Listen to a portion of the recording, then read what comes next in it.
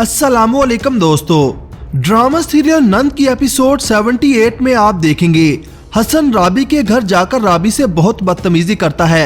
साकब उसको वहां से लेकर अस्पताल जाता है और उसके सामने सच्चाई लेकर आता है ताकि हसन को यकीन दिला सके कि उसके और राबी के दरमियान ऐसा कुछ नहीं है जैसा हसन सोच रहा है। जब जहांगीर घर आता है और उसको पता चलता है कि हसन वहां पर आया था और राबी के साथ उसने बहुत बदतमीजी की है, तो जहांगीर को हसन पर शदीद गुस्सा आता है।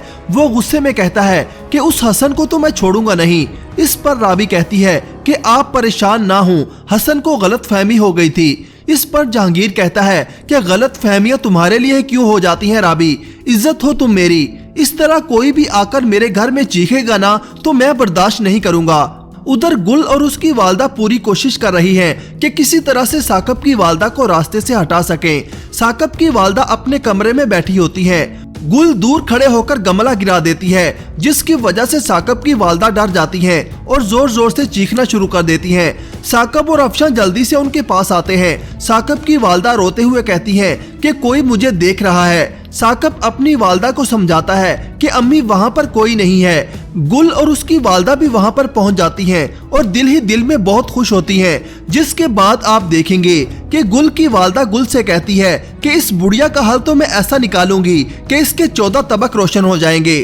सबसे पहले तो करेगी ये अफशा से नफरत, फिर मैं उन दोनों मियाँ बीवी के बीच ना खत्म होने वाली जंग करवा दूंगी। इस पर गुल कहती है कि इसके बाद हमें इस घर और कारोबार को भी तो अपने हाथों में लेना है ना। इस पर गुल की वालदा कहती है कि बिल्कुल, ये मैं कैसे भूल सकती हूँ।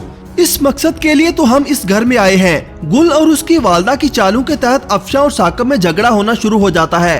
अफशा साकब से पूछती है कि आप इतनी देर घर से बाहर क्यों रहते हैं। इस पर साकब कहता है कि तुमने फैसला कर ही लिया है कि तुम्हें मुझ पर भरोसा नहीं करना। दिलों में शक पैदा करके फिर तरह तरह के सवाल करके मोहब्बत के भरोसे का मजाक मत उड़ाया करो। साकब की बात सुनकर अफशा बहुत दुखी हो जाती है।